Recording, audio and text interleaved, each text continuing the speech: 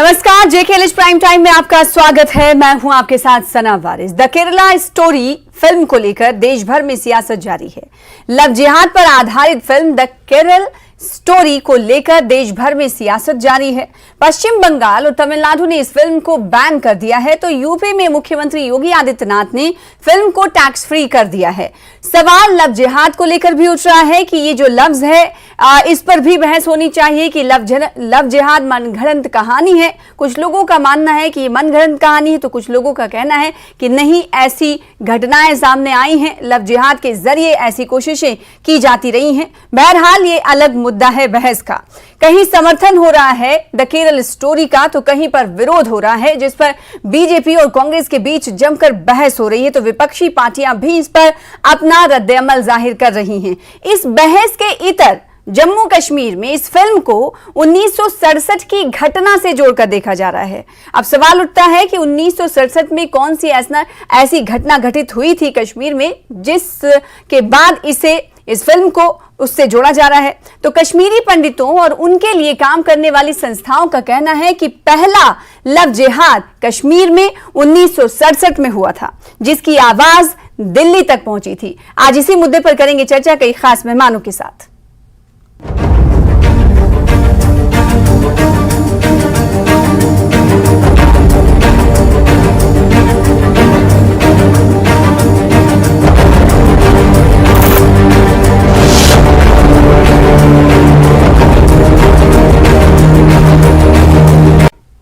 तो एक तरफ द केरल फिल्म स्टोरी जो है वो विवादों के घेरे में है। इस पर सियासत जमकर हो रही है। मुल्क के मुख्तलिफ रियासतों में अलग अलग तरह से प्रतिक्रियाएं आ रही हैं। ना सिर्फ प्रतिक्रियाएं बल्कि इसे एक्शन के तौर पर देखा जा रहा है, क्योंकि समर्थन हो रहा है। तो कहीं इस फिल्म को अपोज किया जा रहा है सरकारी सतह पर राजनीतिक दलों के जरिए भी, जिसके बाद ये बहस का मौजू बनी हुई है कि इस तरह की फिल्में आखिर राजनीतिक पार्टियों के लिए एक हथकंडे के रूप में क्यों दिखाई देती हैं। लेकिन इसके इतर, जैसा कि हमने कुछ देर पहले आपको जम्मू कश्मीर के हवाले से बात कही थी कि जम्मू कश्मीर में इस फिल्म को लेकर कहा जा रहा है कि ऐसा पहली बार नहीं हुआ है कि लव जिहाद सामने आया है, या फिर ये अभी हाल फिलहाल कई दशकों पुरानी घटना नहीं है, बल्कि ये 1960s की घटना से इसे ताबीर किया जा रहा है। ये कर रहे हैं जम्मू कश्मीर के कई कश्मीरी पंडित संस्थान और कश्मीरी लीडर, जिनकी तरफ से कहा गया है कि पहला 1967 में यह दावा किया गया है कि जो लव जिहाद हुआ था वो कश्मीर में हुआ था, जिस पर भारी बड़ी तादाद में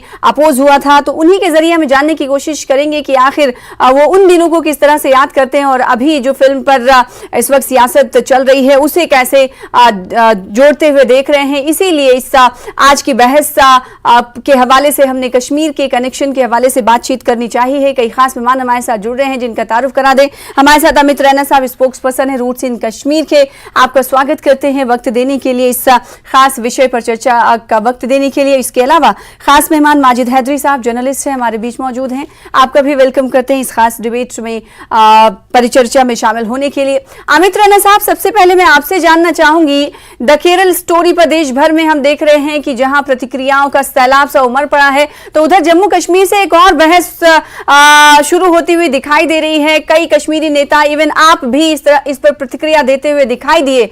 आखिर 1967 की झलकियों के हवाले से, 1967 की घटना के हवाले से मैंने कुछ चीजें दर्शकों को बताई हैं। मैं चाहती हूं कि अमित रैना के जरिए जाने कि 1967 में जो घटना घटित हुई थी, जिसे आप मौजूदा द केरल स्टोरी से जोड़कर देख रहे हैं, आखिर क्या हुआ था जिसके बाद अभी की घटना को आप उस वक्त की घटना से जोड़ रहे हैं। देखिए, 1967 में एक लड़की, एक विधवा माँ की लड़की, एक गरीब लड़की गायब हो गई। और जब पता चला कि क्यों गायब हुई है, कैसे गायब हुई है, तो पता चला कि उसे बहला फुसला कर, और कई लोगों का कहना है कि उसे अगवा कर एक मदरसे में ले जाया गया, मदरसे रिकवर करी गई वो लड़की। और उसके बाद उसका हो गया है,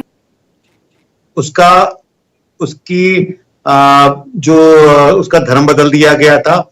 और उसके बाद ना उसके माँ बाप से, ना उसके रिश्तेदारों से, ना उसके दोस्तों से उसको मिलने दिया गया। निरंतर प्रयास के बाद भी नहीं मिलने दिया गया। कश्मीरी पंडितों के आह्वान पे भी नहीं मिलने दिया गया। उसको लेकर प्रोटेस्ट हुए, उसको लेकर काफी कुछ प्रदर्शन हुआ, मगर वो लड़की को मिलने नहीं दिया गया और जबरन उसका जो है धर्म बदल दिया गया। और ये निरंतर, ये देखिए निरंतर ये कश्मीर में हुआ है, बट ये निरंतर इस्लाम के इतिहास में होता रहा है कि जबरन लव जिहाद कह लीजिए इसे, या जबरदस्ती इसको कन्वर्शन बोल कह दीजिए, ये होता रहा है। कल ही पाकिस्तान में 50 हिंदुओं को जबरदस्ती कन्वर्ट कर दिया गया, जिसमें लड़के भी थे, जिसमें लड़कियां भी थी। पाकिस्तान की रिपोर्ट है खुद ह्यूमन राइट्स की, हर साल 2000 हिंदू या सिख लड़कियां जबरदस्ती कन्वर्ट कर दी जाती है, जबरदस्ती किडनैप कर ली जाती है, और उन्हें फिर बड़े उम्र के लोगों से शादी कर दी जाती है। तो एक सिस्टमैटिक कैंपेन चलता आ रहा है, मल्टीपल कंट्रीज में चलता आ रहा है, और ये कश्मीर से लेकर कन्याकुमारी तक, कश्मीर से लेकर केरला तक होता रहा। तो आपका ये कहना है कि ये जबरन तब्दीली मजहब जो है, धर्म परिवर्तन ये होता आया है, कोई अभी जिस पर आधारित फिल्म बनाई गई है, कोई नई बात नहीं है, ऐसा चलता आया है और ये इतिहास में दर्ज है। इस बीच एक और खास मेहमान हमारे साथ जुड़ चुके डॉक्टर आशीष कौल साहब, मीडिया वेटरन हैं, ऑथर हैं, आप रिसर्चर भी हैं। स्वागत है आपका खास डिबेट में हिस्सा बनने के लिए, वक्त देने के लिए। डॉक्टर आशीष साहब, मैं आपसे ही सवाल करना चाहती हूँ। एक तरफ हम देख रहे हैं कि द केरला स्टोरी पर जहाँ एक तरफ सियासत चल रही है, बहस जारी है कि ये एक प्रोपेगेंडा है, कुछ लोगों की तरफ से कहा जा रहा है, तो कुछ लोगों का कहना है कि ये हकीकत है, फसाना नहीं है। डॉक्टर आशीष कौल कैसे इस फिल्म को देखते हैं? और दूसरी तरफ हम देख रहे हैं कि जहां ये बहस छुड़ी हुई है, तो उधर जम्मू कश्मीर के की भी आवाज, पंडितों की आवाज उठ रही है, और उनका ये कहना है कि इस स्टोरी का कनेक्शन कहीं ना कहीं जम्मू कश्मीर से भी है। आप क्या मानते हैं? जी बिल्कुल, सबसे इम्पोर्टेंट बात यह है कि ये सबसे पहला आधिकारिक जो लव जिहाद का किस्सा हुआ था, परमेश्वरी एजुटेशन जिसके ऊपर हुई थी, ये कश्मीर से हुआ था।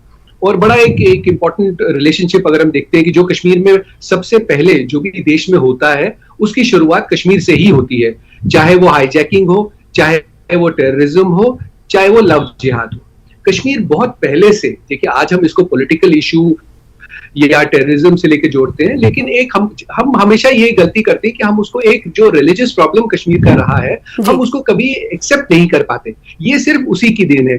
1967 में भी यही हुआ, जब एक 16-17 साल की आप can you comprehend, there was a 16-year-old kid, एक 16 साल की बच्ची थी, घर से निकलती है और वो कभी घर वापस नहीं आती।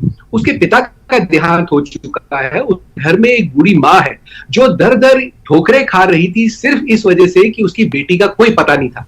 और अचानक से एक ऐसा माहौल बनता है कश्मीर का कि उसने अपनी मर्जी से शादी कर ली। अरे कैसे शादी कर ली? तब भी 1967 में भी एक 16-17 साल का बच्चा अपनी मर्जी से शादी नहीं कर सकता था।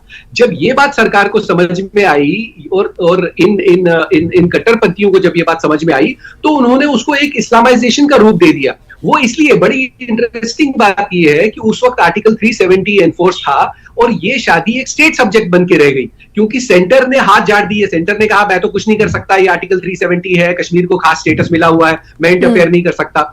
और उस वक्त के होम मिनिस्टर चौहान साहब को आना पड़ा कश्मीर घाटी में उस एजिटेशन को सबोटाज करने के लिए। I am choosing my words very carefully here because it was nothing but a sabotage, because the home minister came, he gave assurances कि माइनॉरिटीज के साथ में जो लव जिहाद या ऐसी जो घटनाएं होती है वो नहीं होंगी और उस बेटी को वापस लाया जाएगा। ना कभी उन सरकारों ने ना कभी अपने वादे पूरे किए, ना कभी वो बेटी वापस आई।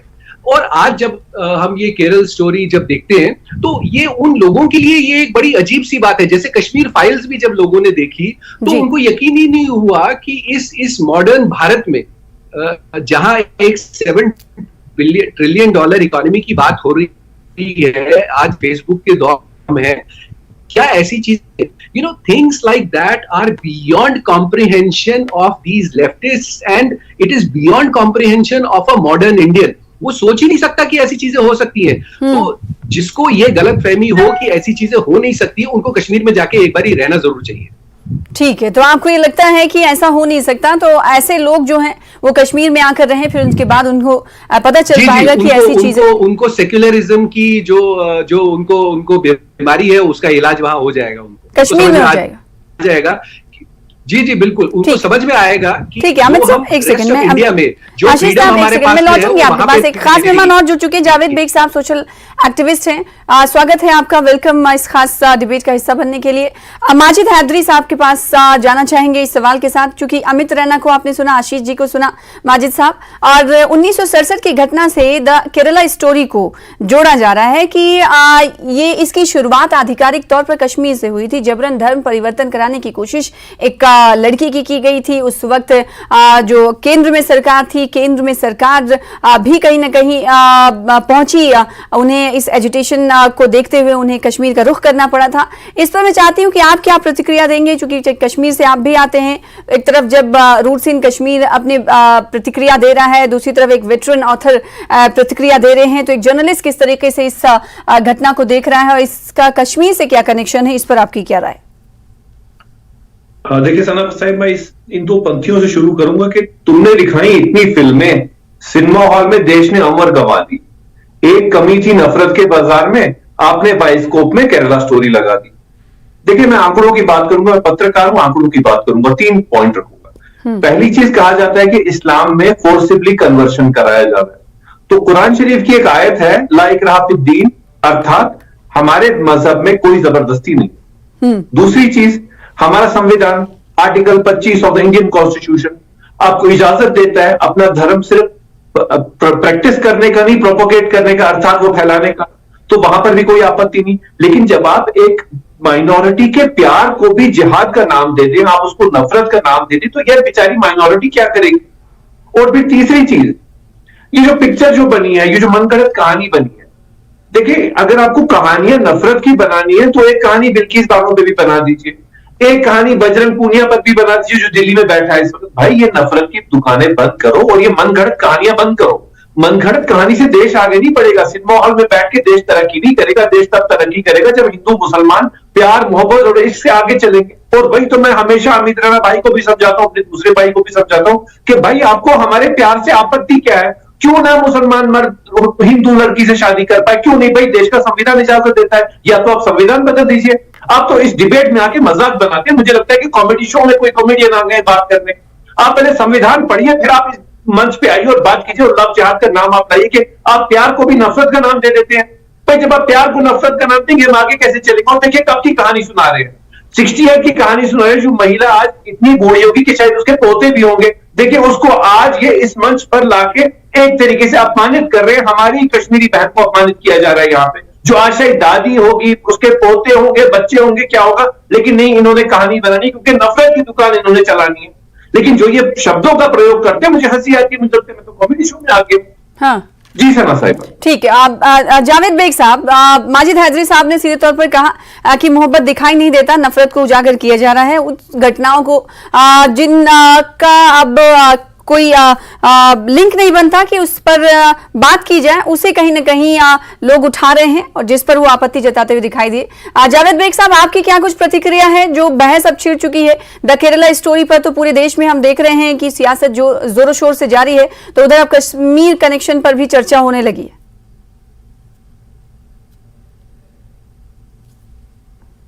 रियलिटी है, पिछले 10 साल हमने देखा किस तरह आईसिस ने, उनको वो मुसलमान कहते थे, लेकिन उन्होंने जो मजालिम ढाए इराक में, सीरिया में, अफगानिस्तान में और पाकिस्तान में, इराक और सीरिया में कुछ एथनिक माइनॉरिटीज है जिसमें शिया आते हैं, कुर्द आते हैं और यजीद आते हैं। उनकी बच्चियों को किस तरह उन्होंने सेक्स स्लेव बनाया, और वो ये सब उन वक्तों ने मजहब के नाम पे किया। अगर ऐसा नहीं हुआ होता तो शायद केरला स्टोरी बनती ही नहीं। ये एक रियलिटी है। इसमें माजिद हैदरी साहब या कोई और दोस्त अपने तासुरात जाहिर कर सकता है, लेकिन नकार नहीं सकता है, नकार नहीं सकता है। ये एक रियलिटी है, इसमें हम इस रियलिटी को कोई नकार नहीं सकता है। दूसरी इंपॉर्टेंट बात जी, अगर इंटरनेशनल लेवल पे, ग्लोबल लेवल पे उन बच्चियों को फोर्सफुली सेक्स स्लेव नहीं बनाया जाता, कन्वर्जन नहीं किए होते, तो द केरला स्टोरी नहीं बनती। ये एक तलख हकीकत है, जिस हकीकत को, इस जहर को माजिद हैदरी साहब को या मेरे दोस्तों को पीना है। 10 साल हमने ये देखा किस तरह इराक में, किस तरह सीरिया में शिया मिनॉरिटी, यज़दी मिनॉरिटी या फिर कुर्दिश मिनॉरिटी की बच्चियों को सेक्स स्लेव बनाया गया और बाज़ाब्ता मजहब का नाम दिया गया। ये एक तलख हकीकत है, इस हकीकत को कोई नहीं नकार सकता। ठीक है, तो इसे हकीकत से भी ताबीर किया जा रहा है। तो कुछ लोग हैं जो प्रोपेगेंडा बता रहे हैं। अमित रैना साहब, आऊंगी आपके पास, लौटूंगी, आप जवाब देना चाहते हैं, लेकिन छोटे से ब्रेक के लिए रुकना चाहते हैं। ब्रेक के बाद जल्द लौटेंगे। ब्रेक के बाद एक बार फिर से आपका स्वागत करते हैं। बात कर रहे हैं द केरला स्टोरी पर हो रही सियासत की, साथ ही साथ इसके कश्मीर कनेक्शन की। एक खास मेहमान हमारे साथ मौजूद है, क्योंकि अब ये सवाल उठने लगा है कि जब 1967 में जो घटना घटित हुई उसका अभी जिक्र करने की क्या जरूरत है, अभी वो जिक्र के दायरे में क्यों आ रही है। अमित रैना साहब, माजिद हैदरी साहब ने ये सवाल उठाया कि जब मोहब्बत की फिजा चल रही है, मोहब्बत बांटी जा रही है, तो उसको नफरत का नाम क्यों दिया जा रहा है। अमित रैना। देखिए, मोहब्बत बांटी जा रही है, मोहब्बत है, बहुत अच्छी बात है, मगर आंखें बंद करना और शुतुरमुर्ग की तरह रहना सबसे बड़ी बेवकूफी है। और ये केरला स्टोरी बात सिर्फ भारत की नहीं है। जैसे आपको पहले भी कहा, अगर आप लंदन स्कूल ऑफ इकोनॉमिक्स की, ये तो फिल्मों की बात कर रहे थे, माजिद हैदरी सच्चाई देखना नहीं चाहते, लंदन स्कूल ऑफ इकोनॉमिक्स की रिपोर्ट है 2019 की। वो कहती है 476 women were converted and taken to ISIS। ये वेस्टर्न, ये यूरोप की बात हो रही है। 4640 minors were brainwashed and taken to join ISIS। उसके बाद कहती है, वही रिपोर्ट कहती है, there are no major gender specific difference between women and men except for slight difference where women join through involvement in romantic relationships। बड़ा ही clear है कि रोमांटिक रिलेशनशिप क्रिएट किया जाता है, उनको फिर यूज किया जाता है, उसको इमोशनली एक्सट्रैक्ट किया जाता है, उनके बाद उनको ISIS में ज्वाइन किया जाता है। ISIS में ज्वाइन करने से, और ये 3200 लड़कियों की नहीं है, 320 लड़कियों की नहीं है, 3 लड़कियों की नहीं है। हमारी बहनें अगर आज बहला फुसलाकर, किडनैप होकर, अपने होशो हवास खोकर किसी और धर्म में जाती हैं और उसके बाद वो मिसयूज करी जाती हैं। ISIS में ऐसा कोई नहीं था कि किसी कॉर्पोरेट में ज्वाइन कर रही थी, वो सब एक सेक्स स्लेव की तरह रखी जाती थी, उसके अलावा उनका कोई दर्जा नहीं। तो जस्टिस के साथ क्या हुआ ये हम सब जानते हैं, कुर्द के साथ क्या होता है ये हम सब जानते हैं। तो ये एक ग्लोबल फिनोमेनन है। और माजिद साहब कुरान की बात कर रहे थे, कुरान की वर्स की बात कर रहे थे। समस्या यही है कि आधे से ज्यादा दुनिया, खासकर ISIS जैसे संगठन और ये जो लोग लव जिहाद में लगे, काश कुरान को मानते होते तो आज ये दिन ना देखना। ठीक है, माजिद हैदरी साहब, आंकड़ों की बात आप कर रहे थे, अभी आंकड़ों के जरिए वो समझाने की कोशिश कर रहे हैं कि इतने देशों में इस तरह के फोर्सफुली कन्वर्जन हुए और कन्वर्जन के बाद उन्हें कहां ले जाया गया, ये सबके सामने रिपोर्ट्स का हवाला दे रहे थे।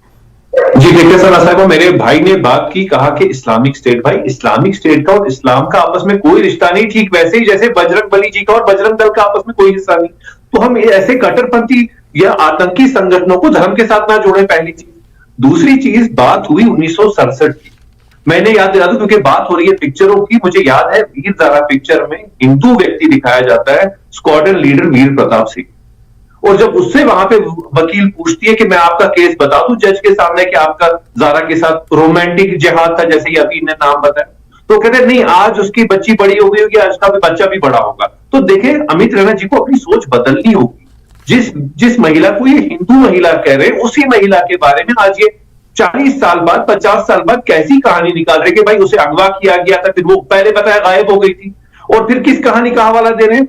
जो केरला स्टोरी है उसमें पहले ने 32,000 बताया था फिगर, 32,000 लड़कियां हमारे देश की चली गई हैं, मतलब हमारी देश की सरकार पे भी थप्पड़ मार दिया था। और फिर उन्होंने कहा नहीं जी 3 गई थी, न 32,000 गई थी, न 3 गई थी, तो मनगढ़ंत कहानी। आपको ये कुछ डॉक्यूमेंट्री तो है नहीं, आपको ये फिक्र नहीं है कि लड़कियां गई हैं। शर्म की बात है माजिद साहब, आपको ये फिक्र नहीं है चाहे 3 ही गई हो, आपको लड़कियों की फिक्र नहीं है, आपको 3200 नंबर से फिक्र है। आप ये कम से कम, चलिए ये मैं मानने को तैयार हूं कि आप ये डिनाई नहीं कर रहे हैं कि ये होता है, चाहे कम नंबर में होता है, ये होता है। कहीं ना कहीं आपकी बातों से मुझे यही लग रहा है। मेरे भाई आप बात तो सुनिए, सबसे पहली चीज पिक्चर है, और वो भी कमर्शियल पिक्चर है, ना डॉक्यूमेंट्री है, ना अदालत का एफिडेविट है। ये अदालत में एफिडेविट नहीं है, ये मनगढ़ंत कहानी को आप बेच रहे हैं। और पहली मनगढ़ंत कहानी पे एक हमारे प्रोड्यूसर डायरेक्टर साहब ने 300 करोड़ कमाए, और अब ये दूसरे प्रोड्यूसर साहब भी ऐसे ही कमाएंगे और आप इनका प्रचार करेंगे। भाई क्यों देखें हम ये पिक्चर, क्यों हम उस ऐसे नफरत के प्रचारक को हम पैसा दिलाएं? कितना पैसा कमाया उसने? क्या एक मेरे पंडित भाई को पिक्चर में से मिला? कश्मीर फाइल्स का 1 रुपया उस पंडित भाई को मिला? नहीं मिला। सिर्फ विवेक अग्निहोत्री ने पैसा कमाया, उसने अपनी किस्मत चमकाई और आज आप दूसरे को यहां किस्मत चमकानी है। भाई हमें नफरत की कहानियां नहीं चाहिए, हमें प्यार, इश्क और मोहब्बत चाहिए इस देश में। जब गुजरात रॉयल्स को लेकर फिल्में बनी थी तब तो ये तब तो आपके अंदाज ही ना थे। आज तो अंदाज ही आपके बदले हुए नजर आ रहे हैं। परिजानिया पे लेकर तो आपने ये नहीं कहा था, खाकी को लेकर तो आपने ये नहीं कहा था। जब गुजरात दंगों पे फिल्में बनी, देखिए सच्चाई से मुंह मोड़ना सबसे आसान काम होता है माजिद हैदरी साहब। सच्चाई को झेलना और उसके बाद उसका कोर्स करेक्शन करना, उसके लिए कलेजा चाहिए होता है, उसके लिए हिम्मत चाहिए होती है। और उम्मीद मैं यही करता हूं आपसे भी, खुद से भी और हर भारतीय से, कि सच्चाई पहचाने और कोर्स करेक्शन पे जाए। माजिद साहब मेरी आपसे विनती होगी, कश्मीर एक दफा आइए, हमें भी मेहमान नवाजी का मौका दीजिए, हम आपकी खिदमत करें। मैं अपने घर में आऊंगा, आपसे मेहमान नवाजी क्यों कराऊंगा? ठीक करें, मैं अपने घर पे आके आपसे मेहमान नवाजी क्यों कराऊंगा? आप मेरे घर आइए और मेहमान नवाजी करिए। ये आपने तो पहले निकाल दिया मुझे। सोच है माजिद हैदरी, बिल्कुल यही सोच की समस्या है। डॉक्टर आशीष कौर साहब, एक समस्या है कि आप आशीष साहब, बेघर करके ये जब फिल्में जब बनती हैं तो इस पर कहीं ना कहीं बहस और मुबाहिसा भी शुरू हो जाता है। आप चूंकि ऑथर भी हैं, ये फिल्म ऐसे ही नहीं बनती है, रिसर्च किया जाता है, फिर उसके बाद ये फिल्में बनती हैं, लेकिन उसमें कमर्शियल चीजें भी डाली जाती हैं। तो इसका हकायक से, हकीकत से कुछ नाता होता है या नहीं होता? जैसे कि माजिद साहब ये कह रहे थे कि हम तो नहीं देखेंगे, अगर नफरत भरी कहानी तो हम क्यों देखें, और नफरत के प्रचार को क्यों आगे बढ़ाएं? कुछ couple of points I think which he made, I think they need to be addressed, क्योंकि कई बारी क्या होता है कि रेटोरिक में पॉइंट्स रह जाते हैं। मेन मुद्दा क्या है? लव जिहाद किसको कहते हैं? एक आदमी, एक there is no harm when two people fall in love. आप अगर घर में कुत्ता भी रखें, आपको उससे भी मोहब्बत हो जाती है, लेकिन धोखा देके किसी को मोहब्बत करवाना, यहां पे सवाल वो है। सवाल ये नहीं है कि कोई धर्म किसी को किसी से प्यार करने की इजाजत देता है, नहीं देता है। These are all tragic and absolutely diversionary tactics. सवाल वो है ही नहीं। सवाल ये है कि क्या आप किसी को धोखा देके उससे प्यार करवा रहे हैं? क्या कोई धर्म उस चीज की इजाजत देता है? कोई धर्म ऐसी इजाजत नहीं दे सकता। मुझे इस्लाम के बारे में उतनी जानकारी नहीं है, I can not speak intelligently for that, but I doubt anybody will be giving freedom to change somebody into love. So जो ये केसेस है, जो हम खासकर, चाहे वो केरला स्टोरी की बात हो या परमेश्वरी एजुटेशन की जो बात कर रहे हैं, यहाँ धोखाधड़ी की बात हो रही है, यहाँ फ्रीडम ऑफ कंसेंट नहीं है। और एक 16 साल की बच्ची का कौन सा कानून इस बात की इजाजत देता है कि 16-17 साल की बच्ची अपने हिसाब से? तो कहना ये सीधे तौर पर आप लोगों का ये है कि अगर धोखाधड़ी करके इस तरह किया जाता है तो जाहिर सी बात है वो कानूनी दायरे में आना चाहिए। और वहीं हमें जानते हैं कि कानून इसकी इजाजत देता है कि पसंद की शादी की जाए, इसके लिए आईन भी है, आईन इजाजत देता है। माजिद हैदरी साहब, चूंकि जब बात लव जिहाद की हो रही है तो लव जिहाद के टर्म से आप बखूबी वाकिफ होंगे, तो मैं चाहती हूँ कि आप अपने जरिए बताएं कि लव जिहाद को क्या समझा जा रहा है, क्योंकि हम जानते हैं कि एक अलग बहस का मौजू है। लव जिहाद को एक अलग तरीके से भी कहा जाने लगा है, अलग तरीके से इसकी तशरीह की जाने लगी है। मैं चाहती हूँ, जैसे कि अभी आशीष साहब ने कहा कि लव जिहाद एक ऐसी चीज है जिसके जरिए धोखाधड़ी करके दूसरी लड़कियों को फंसाया जाता है, फिर उनके साथ कहीं ना कहीं धोखा किया जाता है, झूठ बोला जाता है। जावेद बेग साहब।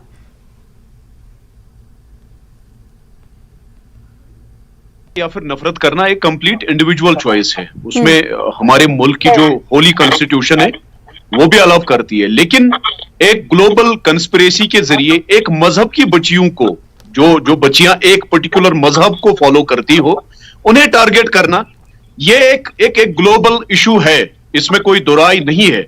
और इसके पीछे एक माइंडसेट भी है। वो माइंडसेट आउट गोइंग के लिए वो प्रॉब्लमेटिक है। मतलब अगर उस मजहब की बच्चियों को दूसरे मजहब के बच्चों के साथ अगर इसी तरह का रिलेशन रहे या शादियां करे, उस वक्त वो बवाल मचाते हैं, बल्कि उनको बिल्कुल डिसओन कर देते हैं। मैंने टर्म को लेकर आपसे सवाल किया था, आप उसकी गहराई में चले गए कि ऐसा होता है और वैसा होता है। टर्म पर भी बहुत सारे लोग अब इख्तलाफात रखते हैं। माजिद हैदरी साहब सर हिला रहे थे, कुछ कहना चाहते हैं, आपका लास्ट कमेंट, उसके बाद डिबेट क्लोज करूंगी। माजिद साहब। देखिए सना साहिबा, मैंने पहले ही कहा, मैं फैक्ट की बात करता हूँ। किशोर कुमार साहब ने मधुबाला से शादी अपना नाम बदल के, अपना धर्म बदल के की थी। क्या आज हम 70 साल बाद, 80 साल बाद ये कहें कि किशोर कुमार साहब ने मधुबाला को धोखा दिया था? भाई ये किस तरीके की विचारधारा आप लोगों के दिमाग में आ गई है? थोड़ा अपना दिमाग को आप लोग रिफ्रेश कीजिए। हम लोग अम्बेडकर के संविधान से चलते हैं, हम आपके इन तांत्रिक विद्या से नहीं चलते जो आपने लिया ये कि आप प्यार मोहब्बत को भी जिहाद का नाम देते। हम जमीन खरीदे, आप लैंड जिहाद कहते हैं, हम खाना खाएं, आप फूड जिहाद कहते हैं। He is absolutely wrong. He is misleading the whole conversation. This is not the conversation. This is absolutely wrong. What you are saying is totally wrong. You are taking the conversation to a different dimension altogether. ये points है ही नहीं जो आप कह रहे हैं, ये totally सरासर गलत बात है। ठीक है, तो ये ऐसा मौजूद है जिस पर बहस और हो सकती है, क्योंकि माजिद साहब का अलग स्टैंड है, तो वहीं आशीष साहब और अमित राणा साहब का अलग स्टैंड है। तो सोशल एक्टिविस्ट जावेद बेग ने अपनी तौर पर अपनी प्रतिक्रिया दी है। बहुत शुक्रिया आप तमाम का करना चाहेंगे अदा, क्योंकि अब वक्त इसकी इजाजत नहीं देता कि कई और सवाल आप सबसे किए जाएं। बहुत शुक्रिया इस खास विषय पर चर्चा करने के लिए, हमें वक्त देने के लिए। फिलहाल इसी के साथ जेके रिच प्राइम टाइम में आज के लिए बस इतना ही। कल फिर हाजिर होंगे बड़े मुद्दे के साथ। अब तक देखते रहिए न्यूज़ 18 जेके रिच। नमस्कार।